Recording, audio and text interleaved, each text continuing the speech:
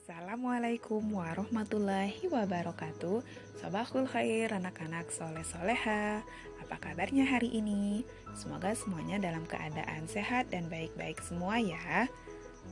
Baiklah, pada pembelajaran pendidikan agama Islam kali ini kita akan belajar tentang tayamum.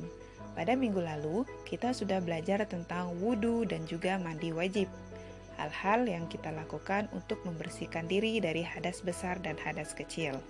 Pada kesempatan ini, kita belajar tentang tayamum. Tapi sebelumnya, silakan anak-anak ibu guru berdoa terlebih dahulu. Tayamum adalah mengusap wajah dan kedua tangan menggunakan tanah atau debu untuk bersuci. Jika wudhu kita menggunakan air, maka saat tayamum yang kita gunakan adalah tanah atau debu yang suci. Dalil atau perintah tentang tayamum terdapat dalam Al-Quran surat Al-Ma'idah ayat ke-6, yang artinya, jika kamu sakit dalam perjalanan, kembali dari tempat buang air atau menyentuh perempuan, lalu kamu tidak memperoleh air, bertayamumlah dengan tanah yang baik atau bersih. Sapulah mukamu dan tanganmu dengan tanah itu. Surat Al-Ma'idah ayat ke-6. Nah, sekarang apakah anak ibu guru tahu siapa saja yang diperbolehkan untuk melakukan tayamum? Pertama, kondisinya adalah kita tidak menemukan air. Sudah mencari kemana-mana, tapi tidak ada air. Misal saat musim kemarau, kita kesulitan air, maka kita diperbolehkan untuk bertayamum. Selanjutnya karena kondisi sakit. Nah, ketika sakit ditakutkan jika terkena air sakitnya menjadi tambah parah, maka dia pun diperbolehkan untuk bertayamum. Selanjutnya jika cuaca sangat dingin sehingga dikhawatirkan akan membahayakan kesehatan. Dan yang kondisi terakhir adalah ketika kita mempunyai air, namun air yang ada hanya cukup untuk diminum. Jadi kita juga diperbolehkan untuk tayamum. Jika kondisi kita sudah normal kembali, seperti sudah sembuh dari sakit, dan kita sudah menemukan air, maka kita harus berwudu, tidak dibolehkan lagi untuk tayamum.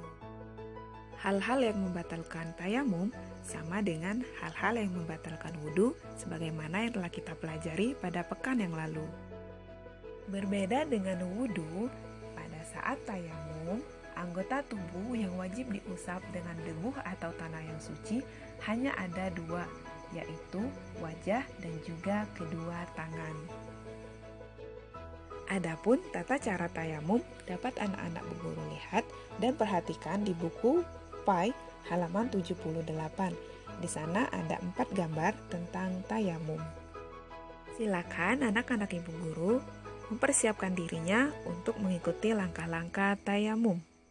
Pertama, letakkan kedua telapak tangan di atas meja atau di dinding yang kita anggap suci atau bersih.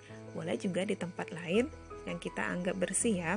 Silakan letakkan kedua telapak tangan di atas meja atau dinding sembari mengucapkan bismillah.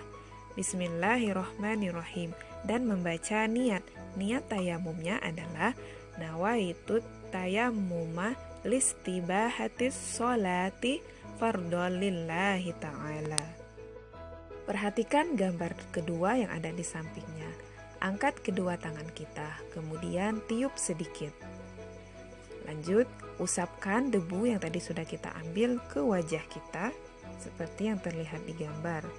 Kemudian, tangan kiri mengusap tangan kanan sampai ke siku, dan sebaliknya, tangan kanan mengusap tangan kiri sampai ke siku. Dimulai dari bawah, lanjut ke depan ya. Mengusap wajah dan kedua tangan cukup dilakukan satu kali. Kemudian kita membaca doa setelah bertayamum sama seperti doa setelah berwudu. Asyhadu alla ilaha illallah wa asyhadu anna Muhammadar Rasulullah. Allahumma ja'alni minat tawabina wa ja'alni minal mutatahhirin wa ja'alni min ibadikas sholihin. Demikian pembelajaran kita pada hari ini tentang tayamum. Ingat kembali bahwa tayamum dilakukan jika kita tidak menemukan air sama sekali atau persediaan air yang ada hanya cukup untuk diminum. dan juga ketika kita sedang sakit dan tidak diperbolehkan untuk terkena air. Selanjutnya, tugas anak-anak ibu guru adalah mempraktekkan tata cara tayamum. Sebelumnya silakan dihafalkan dulu niat bertayamum. Setelah niatnya dihafal, lanjut praktek tayamum, kemudian divideokan dan kirim ke bu guru ya. Mulai dari bismillah, niat tayamum. Kemudian mengambil debu, mengusap wajah, mengusap tangan kanan, dan juga mengusap tangan kiri, dan lanjut berdoa. Semuanya divideokan dalam satu video ya.